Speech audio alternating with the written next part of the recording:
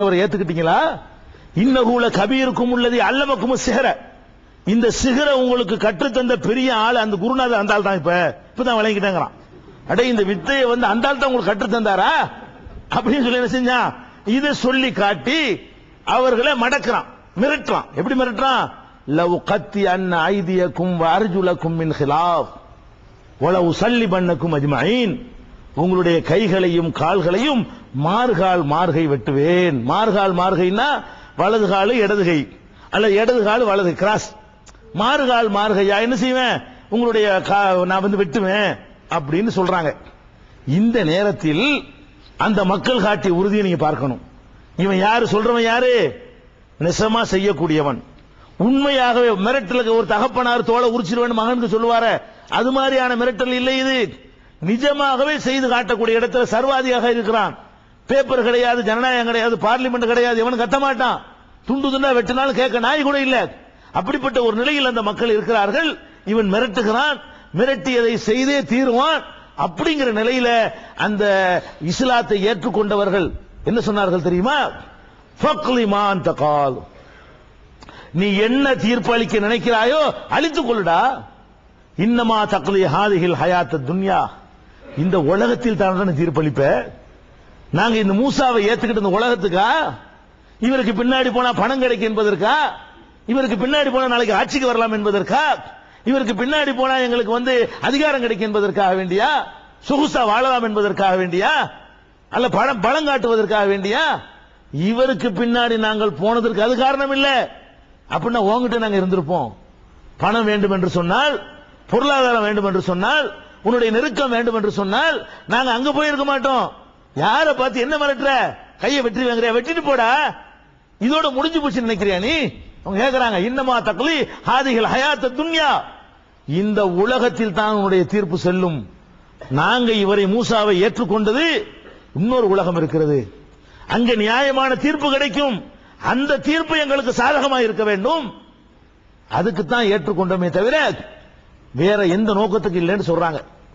இந்த மக்களுக்கு இந்த ஏகத்துவ கொள்கை நுழைந்து எத்தனை வருஷம் ஆயிடுச்சு? 5 செகண்ட் தான் இருக்குது. நம்ம ஆதிவாசிங்கிறோம், எங்க வாப்பா முஸ்லீமு, எங்க முத்து வாப்பா முஸ்லீமு சொல்றோமா இல்லையா? நாங்களே ஒரு 50 வருஷம் முஸ்லீமு, நாங்களே ஒரு 25 வருஷம் முஸ்லீமு. 25 வருஷமா உள்ள போய் கொண்டிருக்கிறது. நேற்று இஸ்லாம் யார் உள்ளத்தில் நுழைந்ததோ அவர்களுக்கு நுழைந்தபடி நுழையவில்லை. எதனால ஆடி போறோம்? மறுமைதான் வெற்றி இலக்கா இருக்கணும். இந்த உலகத்தில் சில பேர் ஜெயிக்கலாம், சில பேருடைய கை ஓங்கலாம், உலகத்தில் முழுக்க முழுக்க ஒண்ணுமே இல்லாமல் தோற்று விடலாம். சத்தியத்தில் இருப்பவர்களுக்கு கடைசி வரைக்கும் சோதனையிலே முடிந்து விடலாம். எத்தனை நபிமார்கள் கொல்லப்பட்டிருக்கிறார்கள். திருமறை குர்ஆன் அல்லாஹ் சொல்லி காட்டுகிறான், ஃபரீகன் கஸப்தும் வ ஃபரீகன் தக்துலூன். சில நபிமார்களை பொய்யர் என்று சொன்னீர்கள், இன்னும் சில நபிமார்களை கொன்று குவித்தீர்கள். வ தக்துலூன நபியீன பிகைரில் ஹக், அநியாயமாக நபிமார்களை கொலை செய்தீர்கள் என்றெல்லாம் திருமறை குர்ஆனில் அல்லாஹ் ரப்பல் ஆலமீன் சொல்கிறான். அப்ப நபிமார்கள் இந்த ஏகத்துவ பிரச்சாரத்தை செய்த பொழுது எதிரிகளால் கொல்லப்பட்டு கதை முடிக்கப்பட்டார்கள். தோத்துட்டாங்களா? அப்ப கதை முடிக்கப்பட்டவன தோத்துட்டாங்களா? அவங்களுடைய பிரச்சாரம் நின்று போனவன தோத்துட்டார்களா? அதற்கான கூலி அங்கே எழுதப்பட்டு விட்டது. ஜட்ஜ்மெண்ட் டே ஒன்னு இருக்கிறது, நியாய தீர்ப்பு நாள். அதே மாதிரி நபிகள் நாயகம் ஸல்லல்லாஹு அலைஹி வஸல்லம் சொல்கிறார்கள், மறுமை நாளில் நாளை நடக்கக்கூடிய ஒரு காட்சியை இப்பவே நமக்கு எடுத்து தர்றாங்க. நமக்கெல்லாம் பெரிய நம்பிக்கையை ஊட்டுகிறது, நமக்கெல்லாம் ஒரு பெரிய ஆறுதலாக இருக்கிறது. இந்த உலகத்தில் எவ்வளவு கஷ்டம் வந்தாலும் அது பற்றி கவலை இல்லை என்று தூக்கி கடாசி விட்டு போற அளவுக்கு நமக்கு மன உரிமை தருகிறது.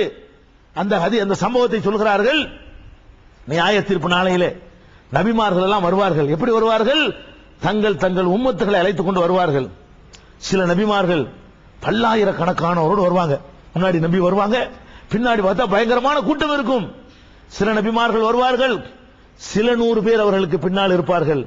சில நபிமார்கள் வருவார்கள், அவர்களுக்கு பின்னால் 10 பேர் இருப்பார்கள். சில நபிமார்கள் வருவார்கள், அவங்களுக்கு பின்னால் 3 பேர் இருப்பார்கள். சில நபிமார்கள் வருவார்கள், மாஹூ ரஜுலானி, 2 பேர் தான் அவரோடு இருப்பார்கள். சில நபிமார்கள் வருவார்கள், ஒரே ஒரு ஆளை கூட கூட்டிட்டு வருவாரு. சில நபிமார்கள் வருவார்கள், அவர்கள் மட்டுமே வருவார்கள். நபிகள் நாயகம் ஸல்லல்லாஹு அலைஹி சொல்றாங்க, நபிமார்கள் அவங்களுடைய பிரச்சாரத்தினால் என்ன ரிசல்ட் கிடைத்ததோ, எந்த மக்களை வென்றெடுத்தார்களோ அவங்களை அழைத்துக் கொண்டு வருவார்கள் என்று சொல்லும் பொழுது என்ன சொல்றாங்க? சில நபிமார்கள் வருவாங்களாம், அவங்க மட்டும்தான் வருவாங்களாம். அப்ப பொண்டாட்டி கூட கேட்கலன்னு அர்த்தம், பெத்த புள்ள கூட கேட்கலன்னு அர்த்தம், பெத்து போட்ட அப்பம் கூட கேட்கலன்னு அர்த்தம், அம்மா கூட கேட்கலன்னு அர்த்தம். ஒரு நண்பன் கூட இருக்க மாட்டான் மனசுக்கு. எவ்வளவு பெரிய அயோக்கியன்ல ஒன்னா நம்பர் அயோக்கியனா இருந்தா கூட 4 கூட்டாளி இருப்பானே இல்லையா அவனுக்கு? அது கூட இல்ல பாருங்களேன். நபியா இருக்கிறாரு, அவரை ஏத்துக்கிறதுக்கு இந்த சமுதாயத்தில் ஒருத்தன் இல்ல. அவர் மட்டும் வர, என்னப்பா நான் தான் நபி, நான் தான் உம்மத்துங்கிறார். அப்ப எதுக்கு இதை சொல்றோம்னு கேட்டா, இந்த உலகத்தில் அவர்கள் தோற்று விட்டார்களா இல்லையா? அப்ப இந்த மெசேஜுக்கான கூலி யார் தருவார் என்று கேட்டால் அல்லாஹ் தான் தருவான். அப்ப எது என்ன நம்ம விளங்க வேண்டும் என்று கேட்டால், எவ்வளவு அடக்குமுறைகள், எவ்வளவு துன்பங்கள், எவ்வளவு ஒடுக்குமுறைகள் வந்தால் கூட ஆடி கலங்கி தளர்ந்து சோர்ந்து போய்விடக் கூடாது. மூசா நபி காலத்திலே அந்த மந்திரவாதிகள், முன்னாள் மந்திரவாதிகள், இப்போதுதான் இஸ்லாம் அவர்கள் உள்ளத்திலே நுழைந்திருக்கிறது. 10 நிமிஷத்துக்கு முன்னாடி தழுவி இருப்பார்கள், 5 நிமிஷத்துக்கு முன்னாடி தொழுதிருப்பார்கள், சில வினாடிகளுக்கு முன்னால் அந்த கலிமாவை சொல்லி இருப்பார்கள். மிரட்டுகிறான், கொள்ளுவேங்கிறான், வெட்டுவேங்கிறான், சிறுவையில கழுமரத்தில் ஏற்றுவேங்கிறான். போட நாயின்ட்டாங்க. ஏத்திக்கடா, ஏத்துனா உயிரை கொடுத்தாங்க. ஆனா கொள்கையை கொடுக்கல, வளைஞ்சிடல, பின்வாங்கிடல. சொன்னதுதான் மூசா சொன்னதான் சரி, நீ சொன்ன தப்பு, நீ கடவுள் கிடையாது. அவர் யார கடவுள் என்று சொல்கிறாரோ அவன் தான் கடவுள் சொன்னார்களா இல்லையா? இந்த உறுதிப்பாடு நமக்கு வர வேண்டும். இந்த உலகத்தில் அடக்குமுறைகள், துன்பங்கள், கஷ்டங்கள்லாம் வரக்கூடிய நேரத்தில் நமக்கு என்ன வரணும்? ஓங்கடா, என்ன சரி சாதிச்சிட்டீங்க. ஒரு கூட்டம் போட போய் அது நடக்கலன்னா ஒரு பெரிய வெற்றியா? எவனோ கூட்டம் போட்டா அவனை வெற்றி பெற்றானப்ப. எத்தனையோ கேடு கட்டவர்கள், எத்தனை கேடு கட்ட கலிசடைகள் எல்லாம் கூட்டம் போடுவார்கள், கலை நிகழ்ச்சி நடத்துவார்கள், ஆபாச கூத்துக்களை விற்பார்கள், இசை கருவிகளை போட்டு அடிப்பார்கள், லட்சக்கணக்கான மக்கள் கூடுவார்கள், அதையெல்லாம் எல்லாரும் அனுமதிப்பார்கள். உடனே வெற்றி பெற்று விட்டார்களா? என்ன வெற்றி? வெற்றிக்கு என்ன அளவுகள் வைத்திருக்கிறீர்கள்? மறுமையில் அல்லாஹ் முன்னால் நிறுத்தப்படும் போது வெற்றி பெறுவீர்களா? அதுதான் நம்முடைய இலக்கு. இதெல்லாம் ஒரு மேட்டரே கிடையாது. இதெல்லாம் நடக்கலன்னா தான் நமக்கு ஒரு மேட்ரு. என்னடா ஒண்ணும் செய்யாம இருக்கிறாங்க, நம்ம ஒழுங்கா சொல்லலையோ, நம்ம வளைஞ்சிருக்கிறோமோ, கொஞ்சம் அட்ஜஸ்ட் பண்ணி இருக்கிறோமோ, கொஞ்சம் நுழைஞ்சிரு, அப்பதான் நினைக்க வேண்டியிருக்கு. சும்மா உட்கார்ந்து இருக்க 50 பேர் ஒன்னா இருக்காங்க, ஊர்மையில் எதுக்க மாட்டேங்கிறான்னு நினைச்சு அப்பதான் நம்ம பின்வாங்கணும், அப்பதான் நம்மளை சுய பரிசோதனை செய்யணும். இப்ப ரொம்ப சந்தோஷப்படணும். அல்ஹம்துலில்லாஹ், அல்லாஹ் நம்ம ஹக்குல இருக்கிறோம்னு காட்டுறான். எப்படி நபிமார்கள் காலத்துல எல்லாம் ஒண்ணு திரண்டார்களோ, நபி ஸல்லல்லாஹு அலைஹி வஸல்லம் காலத்தில் திரண்டார்களோ, ஒவ்வொரு சத்திய பிரச்சாரத்தின் போது எல்லாம் ஒண்ணு திரண்டார்களோ, அதே மாதிரி திரளுகிறார்களே. இன்னன்னா சகஜமௌலக்கும், நமக்கு எதிராக மக்கள் எல்லாம் அணிதிரள்கிறார்களே என்று நினைக்கும் பொழுது நம்ம என்ன ஆறுதல் படணும்? அல்லாஹ் நம்ம ஹக்கின் பக்கம் கொண்டு போய் கொண்டிருக்கிறான், நம்ம சத்திய பாதையில் கொண்டு போயிருக்கிறான் நினைக்க வேண்டும். இன்னும் இந்த உறுதிப்பாட்டுக்கு சான்றாக அல்லாஹ் ரப்பல் ஆலமீன் ஒரு பெண்மணியை சொல்லி காட்டுகிறான். பலமுறை நீங்கள் கேட்ட சம்பவம் தான். அதிலிருந்து பெற வேண்டிய ஒரு பாடம். ஃபிரௌனுடைய மனைவி, வரபல்லாஹு மஸலன் லில்லதீன ஆமனு இம்ராஅத் ஃபிரௌன், மூமினானவர்களுக்கு முன்மாதிரி மாடல் யார் தெரியுமா? ஒரு ஆம்பளை அல்லாஹ் காட்டல. நீங்க எல்லாம் மூமின்களாக இருந்தால், நான் மூமினாக இருந்தால், அதுக்கு மாடல் யாரு? ஒரு அம்மா, ஒரு தாய், ஒரு பெண்மணி. அந்த பெண்மணி என்ன செஞ்சாங்க? இம்ராஅத் ஃபிரௌன், ஃபிரௌனுடைய மனைவி. அவங்க என்ன பண்ணாங்கன்னு கேட்டா, எந்த வகையில் அவங்க உனக்கு மாடலா இருக்கிறாங்கன்னு கேட்டா, இது காலத் ரப்பி இப்னி லீ இன்தக பைத்தன் ஃபில் ஜன்னah வனஜ்னி மின் ஃபிரௌன வ அமலிஹி வனஜ்னி மினல் கௌமில் ஸாலிமீன். அவங்க என்ன சொன்னாங்க? எதுல உனக்கு முன்மாதிரி தெரியுமா? இது காலத், அந்த அம்மா டிக்ளேர் பண்ணினார்கள், பிரகடனம் செய்தார்கள். என்ன பண்ணார்கள்? ரப்பி இப்னி லீ இன்தக பைத்தன் ஃபில் ஜன்னah, யா அல்லாஹ் சொர்க்கத்தில் எனக்கு ஒரு மாளிகையை தந்துவிடு அவங்க சொன்னாங்க. ஆனா அவங்க ஆல்ரெடி மாளிகைலாம் இருந்தாங்க. இந்த துன்யாவுல அவங்க யாரு? ராணி. ஃபிரௌன் ராஜா என்று சொன்னா, ஃபிரௌனுடைய மனைவி யாரு? ராணி.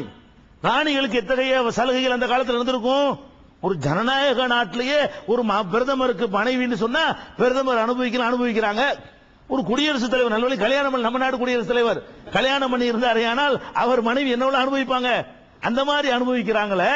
எந்த விதமான கேள்வி கேட்பாரு இல்லாம, ஒரு விமர்சனம் இல்லாம, ராஜா தான் எல்லாத்துக்கும் தெய்வம் அப்படின்னு நினைக்கக்கூடிய ஒரு காலகட்டத்தில் அவருக்கு மனைவியா இருந்தால் என்ன கிடைச்சிருக்கும்? அரண்மனை கிடைச்சிருக்கும், தண்ணீர்ல குடிச்சிருப்பார்கள், வகையா உடுத்திருப்பார்கள், எல்லா நகையும் போட்டு போட்டு அனுபவித்திருப்பார்கள். அந்த மாதிரி எல்லாம் என்னென்ன இருக்கிறதோ, ஒரு விரல் அசைவுக்கு கட்டுப்படக்கூடிய இருப்பார்கள், பல்லக்கில் பயணம் செய்வார்கள், அவர்களை கண்டவனை எழுந்து நிற்பார்கள், அவர்களுடைய ஒவ்வொரு வார்த்தையும் கட்டளைகளாக ஏற்றுக்கொள்ளப்படும். எவ்வளவு அந்தஸ்தோடு இருந்திருப்பாங்க.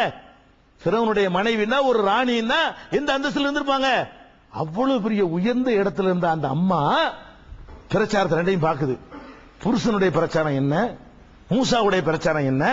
ஃபிரௌன் இவன் தன்னை கடவுளுங்கிறான், அவர் இன்னொரு கடவுளை காட்டுறாரு. அந்த கடவுளை காட்டுற கரெக்டா இருக்கிறது, இவன் கடவுள் இல்ல நமக்கு நல்லா தெரிகிறது, அதனால இவர் சொல்றதான் சரின்னு நம்ம ஏத்துக்கிட்டு அந்த மாதிரி என்ன பண்ணுது, கணவனை எதிர்க்குது. இதுதான் என்ன ஆகும், ஓப்பனா எதிர்க்குது, ஓப்பனா டிக்ளேர் பண்ணுது. அதனாலதான் நஜ்ஜினி மின் ஃபிரௌன வ அமலிஹி, இறைவா ஃபிரௌனிடமிருந்து என்னை காப்பாத்தி விடு, அவனுடைய சித்திரவதையிலிருந்து காப்பாத்துன்னு சொல்றாங்க. ஓ நஜ்ஜினி மினல் கௌமில் லாலிமீன், அநியாயக்கார கும்பல்ல இருந்து காப்பாத்துங்க, அநியாயம் பண்ணிருக்காங்கன்னு அர்த்தம். அப்ப அந்த அம்மா என்ன பண்ணிருக்காங்கன்னா ஓப்பனா டிக்ளேர் பண்றாங்க, நான் அவர் சொல்கிற அல்லாஹ்வை ஏற்றுக்கொண்டேன், அவர் எந்த இறைவனை போதிக்கிறாரோ அந்த இறைவனை ஏற்றுக்கொண்டேன்னு சொல்லிட்டாங்க. சொன்னதுல உண்மை